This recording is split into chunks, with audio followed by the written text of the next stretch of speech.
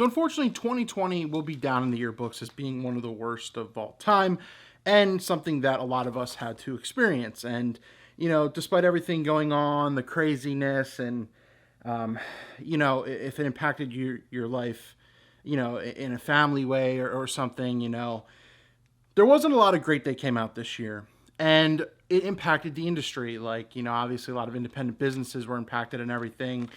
But one thing that intrigued me, and this is, I'm kind of blending this into how this kind of impacted the photography market, because obviously with a lot of the restrictions and everything going on, not a lot of us could go out and take photos. And this year, I only really went to a couple, you know, organized events that were safe and handled well to document what was going on. But other than that, I really didn't go anywhere because you kind of can't. And if you were an intelligent being, you messed up and you didn't. But that being said, there's still bests and worsts and letdowns of 2020. Going over the recap of the main cameras that came out this year per brand and what's here, it's quite shocking the amount of cameras that still came out, despite even some big companies taking a lot of hits on things as well. And within the photography community, there were still a lot of good cameras that came out this year, despite everything going on, and them selling pretty decently as well, despite the economic situation. So I want to dive into it. Quick recap per brand, the big cameras that came out, just so we can catch up. I'll leave some chapters down below in the description, so that way if you just want to go to your specific camera brand, or if you're interested, you could go right there. So I'm going to go over those, and I'm just going to give you my opinion, which is the discussion part of the video, my opinion on the top 3 cameras this year, the best I feel like had the most impactful things, and then basically 3 letdowns to an extent, and then my favorite part of 2020, because there's always some happiness somewhere. Just gotta find it a little bit. So this year, Sony found themselves still coming out with a lot of great stuff and innovating themselves and changing their design a little bit. They really targeted the vlogger YouTube market with the Sony ZV-1, something different for them. And I feel like it hit a mark to an extent. Obviously, a lot of the YouTubers picked up on it and they really ran with it. Now, the line, it's interesting to tackle this now, despite a year or two ago when the hype was really up, especially with vlogging. So it's interesting they came out with that. But ZV-1, there you go right there. Then you had the A7C. Once again, they wanted more of the consumer-friendly camera. But once again, you got the flip screen as long with the long-awaited A7S Mark III. Sony did what they needed to do this year. I think Fuji also came out pretty big this year, and they demonstrated a lot as well. They had this came out in November of last year, so it's really kind of making the list for this year is the Fuji X Pro 3. Despite all your opinions on it, I owned it before I got rid of it before I went to the X100V. I didn't like the body of it whatsoever, so I'll cover that in a little bit as well. But we had the X Pro 3, the Fuji X100V, my current daily driver, which I really enjoy. You had the X-T4 still come out, great video options. Still looking to see if they'll do another XH line of camera. Pretty interesting if they do. Then they have the XS10, once again, more budget-friendly, interchangeable. You can still have some fun with that guy right here, and still even a flip screen, XT200. So you still got budget, you still got a little bit of the higher end, and everything mixed together. Fuji had quite a year as well. Canon at the beginning of the year came out with some stuff, and they still continued throughout. But one of their biggest ones is their high-end model, the Pro model Canon 1DX Mark III. Once again, still got the hefty price tag, still is what it is, and they continue that going forward. Then you had the Canon EOS R5 and R6, so still in the mirrorless line, but the R5 and the R6 are basically the takeover from their DSLR line. Like the R6 is like their 6D Mark II type camera, and the R5 is like the 5D Mark blah, blah, blah. So we still have that going on, and I'm foreshadowing the Canon M50 Mark II.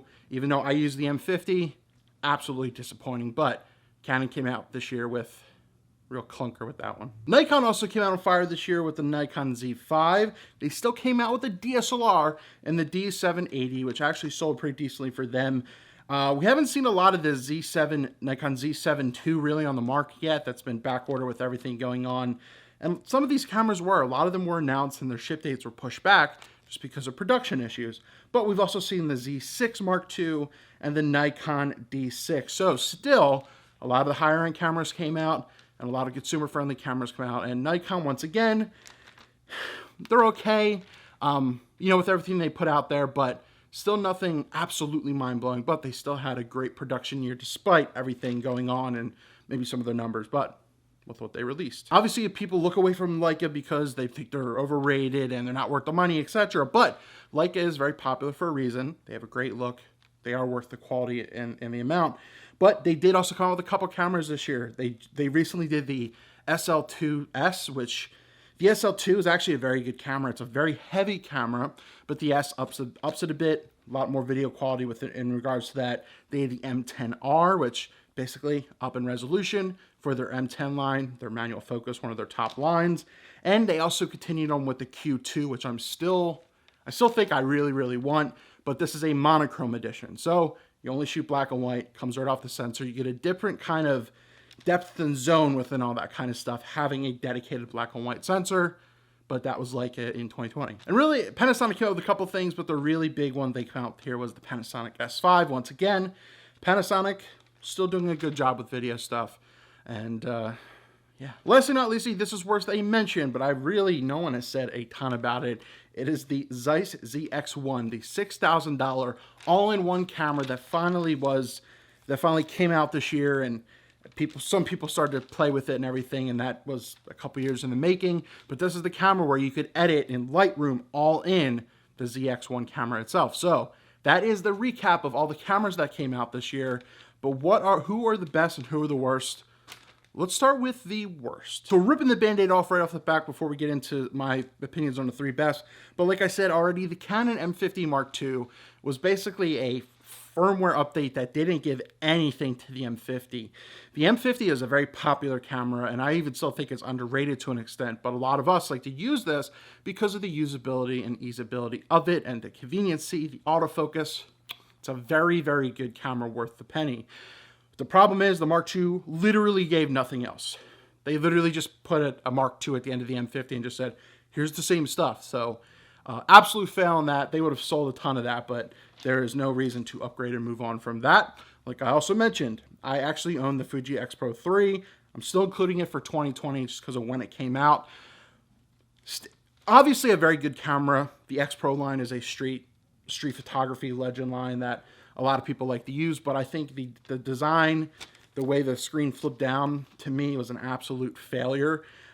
I've been debated on that before. It's always interesting to have that discussion, but for me, I wanted an actual flip screen like the X100V right here has. Just something that just did this.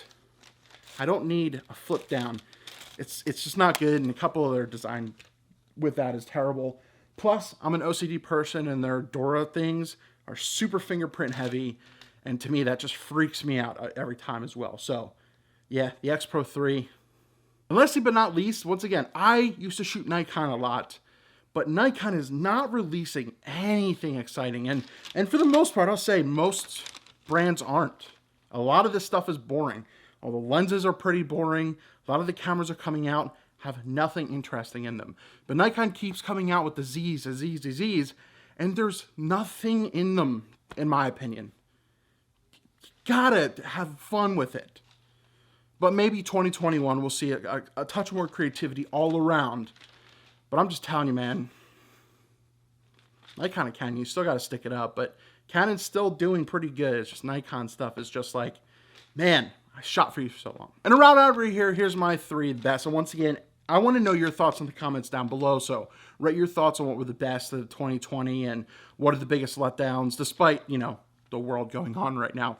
But I think number 3 is the Canon EOS R5 and R6. Once again, I appreciate that they're still keeping in mind the R5 and R6 line, especially with the price tags. The R5 is $2,500, which is still more than what they would charge for their DSLR line, and the R6 is $2,500, and the R5 still $3,800, which is around what the 5D would be. But the versatility, the video options, the newer sensors being developed for them, still being mirrorless and everything. So Canon is still stepping into the right direction. Once again, not absolutely mind-blowing, but very good.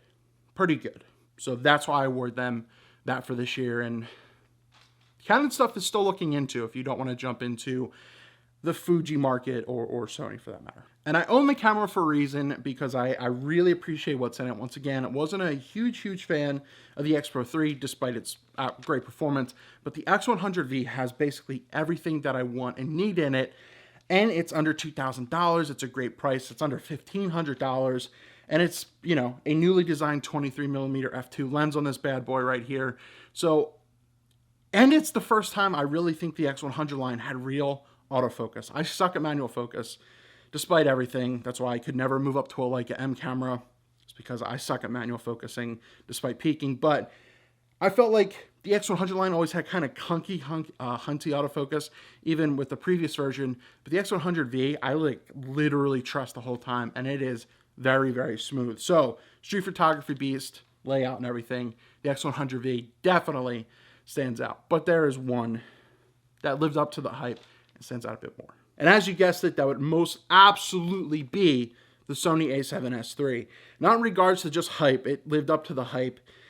I mean, no record limit, 4K, 120 frames a second. You know, it just runs the gamut of the photo and video market. And once again, the S line has always been more video focused, and people in the Sony line, and even video line in general, have been waiting for the Sony a7S III for years. And they finally came out with it this year, and it did not disappoint. A lot of people switched or grabbed onto it despite the economic situations, and grabbed onto that bad boy right there. But with that being said, once again, I think Sony did a very good job this year. Even with the A7C, I don't think the A7C is necessary, but more consumer friendly. You're still getting a lot of the features which are going to be implemented more into their cameras going forward. And yeah, the Sony a7 III, very good. But I think the best thing throughout the year, in my opinion, was my respect and passion to get back into Pokemon cards. So you needed some kind of happy point in here. Obviously, this has nothing to do with photography, and I don't really care. But I think the best thing was me getting back into Pokemon with all the madness coming on and having fun. But like collecting like old pack art is something I'm enjoying a lot. Base sets type of stuff right here. And then I even go into the card aspect of it. I went back into my collection. I found the Dark Charizard. You know, I found my actual base set Charizard. And then even some of the newer stuff right here. Shiny Charizard, Reverse Holo. I mean, it's just all about fun, enjoying what's going on, and just trying to take a slice of happiness from the year. But that being said, we'll do what we can going forward. But I want to know your thoughts on maybe a highlight or two from you from 2020, despite everything going on, and your best and worst from the year in regards to the camera industry. Let me know down in the comments below. Have a happy holidays as best as you can with your friends and family in a very safe, small, organized setting.